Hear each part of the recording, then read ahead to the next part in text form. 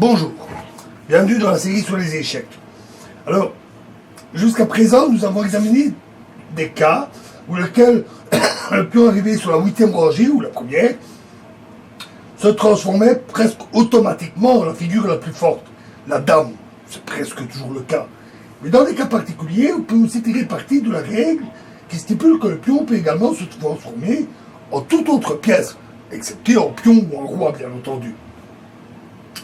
Par exemple, quand nous avions vu les positions schématiques pour la création des pions, la promotion du pion, on avait vu un exemple où les blancs étaient menacés d'un mat, et donc ils ne pouvaient pas faire une dame avec leur pion parce qu'ils auraient été matés.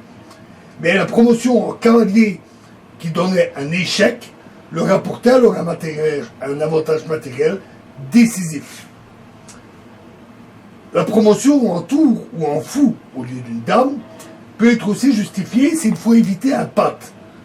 Aussi se présente-t-elle qu'en finale, quand la promotion en dame ferait en sorte que l'autre adversaire n'aurait plus de coups et serait pat, alors qu'un tour ou un fou permet de l'éviter.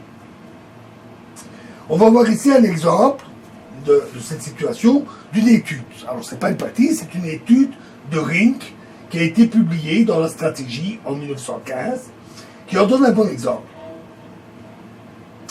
Dans le domaine des études, on rencontre souvent ce genre de situation parce que des promotions, des situations compliquées avec des promotions inattendues ont un effet esthétique qui font qu'elles rendent attrayantes pour de telles études.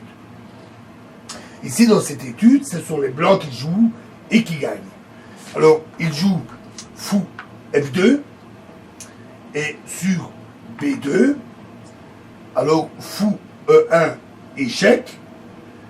Si roi C2 ou roi C4, alors G8 dame et c'est terminé. Mais roi D3 et maintenant G8. On va prendre une dame. G8 dame serait une erreur parce qu'alors B1 dame,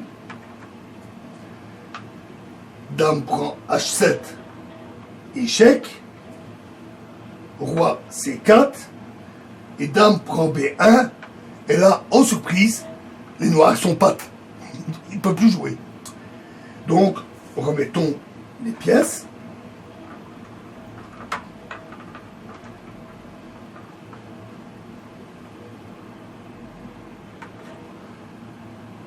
Donc, après fou F2, protéger simplement la case de promotion ici, hein. B2, fou E1 échec, roi D3, le bon coup est alors G8 et il se transforme en fou. Et ce coup va permettre d'éviter le pat. Parce qu'alors B1, dame, fou prend H7, échec, et les blancs gagnent. Si roi C4, fou prend B1,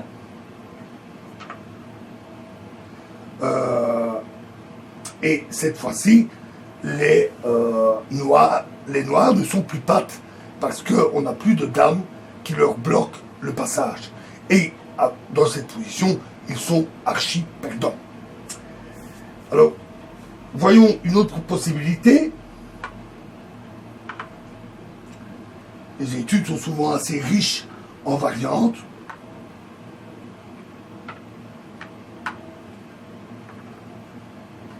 Donc après, fou F2,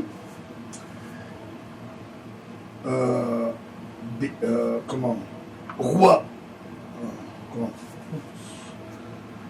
B2, fou E1 échec, roi B3, c'est la dernière possibilité. Et cette fois-ci, le bon coup, c'est de promouvoir un tour. À nouveau aussi, ils font une dame.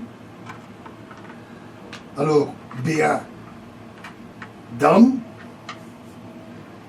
dame B8 échec, roi C4 et à nouveau la situation de patte. Et ici, avec le roi et la dame alignés comme ça, un fou ne marcherait pas. Donc, dans la promotion,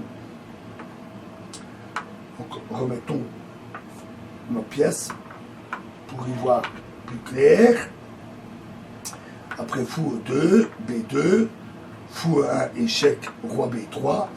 Le bon coup est une promotion, cette fois-ci en tour. Et après B1, dame, alors tour B8, échec, et les blancs gagnent. Voilà une belle étude, hein, avec en plus deux promotions un peu inhabituelles. Et en milieu de jeu, seule la promotion du pion en cavalier peut avoir dans certains cas une certaine importance.